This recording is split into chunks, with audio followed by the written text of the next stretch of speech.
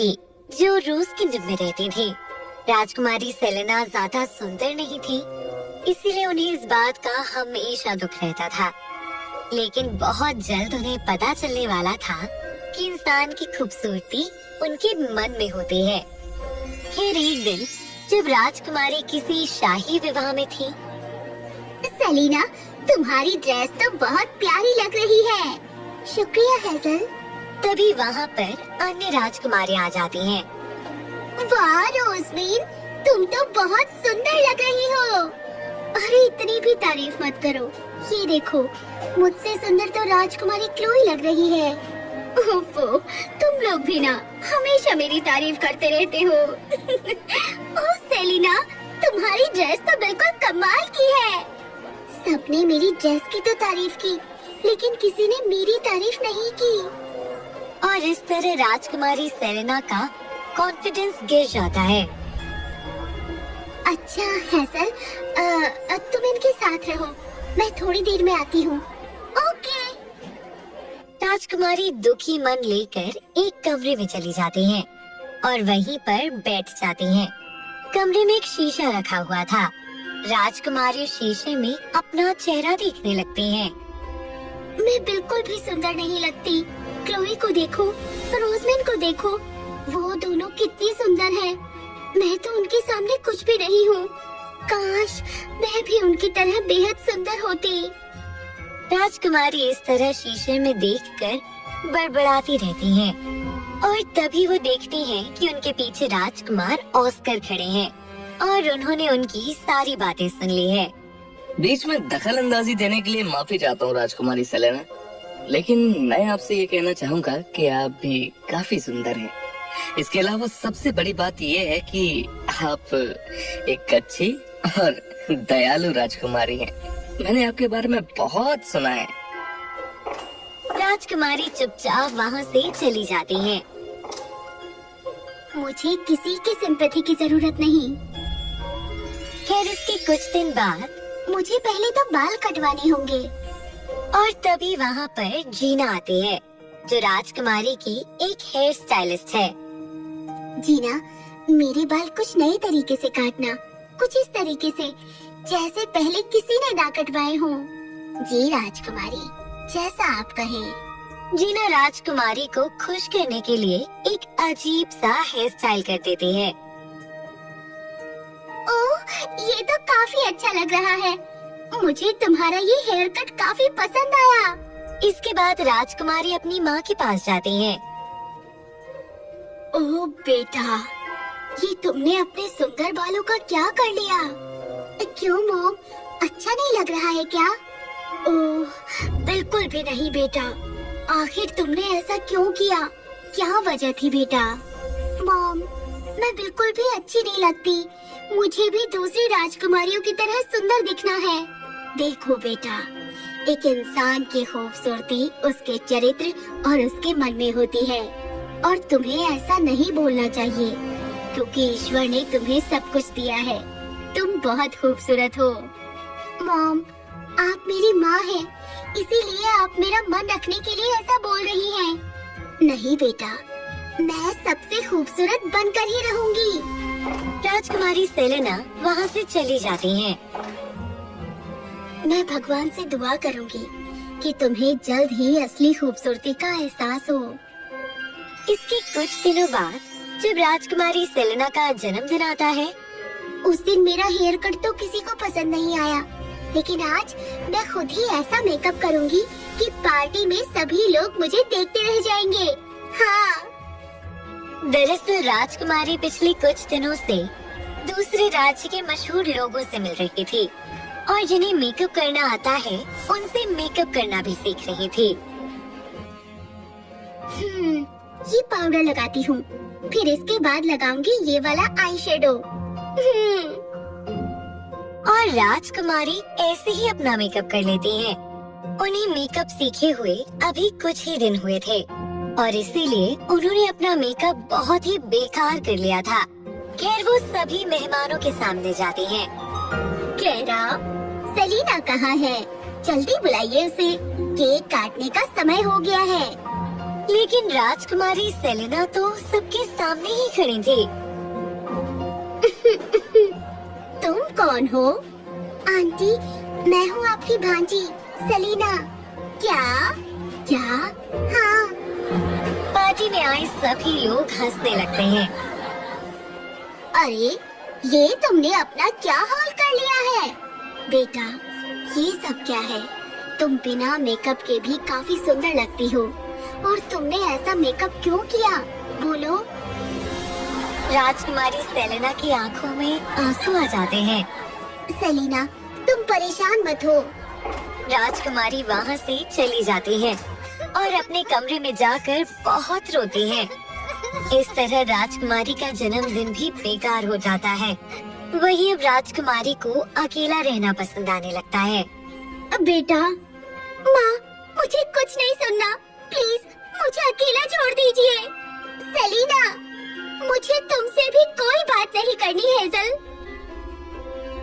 तो अब राजकुमारी बाहर भी नहीं जाती है। तभी एक दिन जब वो अपनी दादी के कमरे में बैठी हुई थी। दादी, I miss you। तभी राजकुमारी को अलमारी में एक पुराना संदूक दिखता है।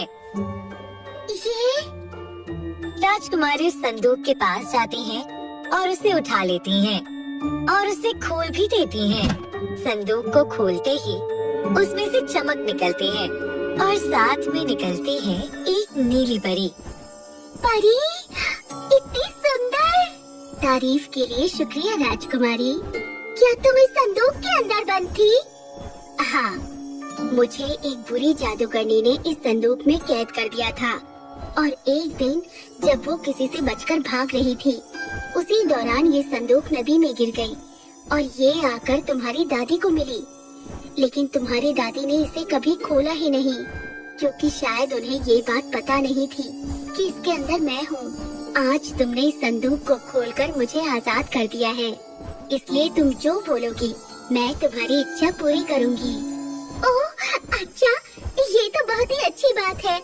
मैं हमेशा से एक सुंदर लड़की बनना चाहती थी, क्योंकि इस दुनिया में सुंदर होना बेहद जरूरी होता है। और इस तरह राजकुमारी सिर्फ सुंदरता के बारे में ही बात करती है, जिसे सुनने के बाद परी समझ जाती है कि आखिर राजकुमारी के दिमाग में क्या चल रहा है।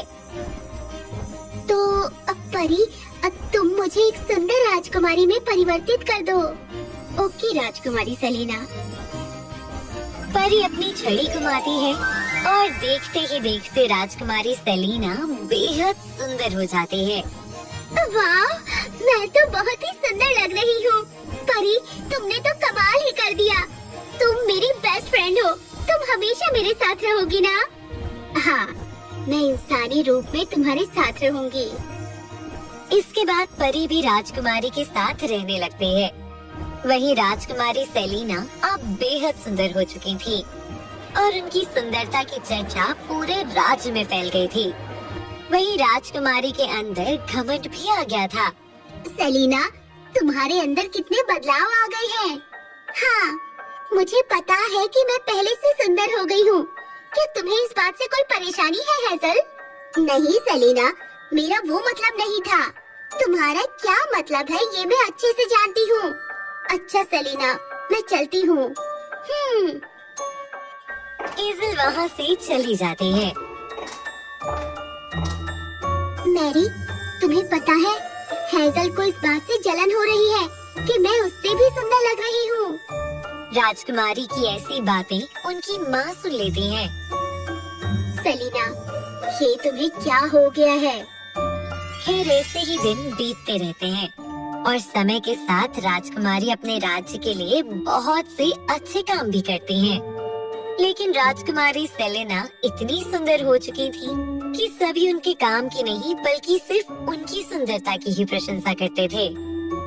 लोगों को क्या हो गया है? वो मेरे काम को क्यों नहीं सराहते? वो तो बस मेरी सुंदरता ही देखते हैं। वही तो। अगले दिन राजकुमार ऑस्कर राजकुमारी के महल में आते हैं। राजकुमारी, मैं आपसे विवाह करना चाहता हूँ। उस दिन आप मुझसे बात किए बगैर ही चली गई थी। हाँ, माफ करना, अच्छा राजकुमार, आप ये बताइए कि आपने मेरे अंदर क्या खूबी देखी कि आप मुझसे विवाह करना चाहते हैं? आप बहुत सुंदर हैं।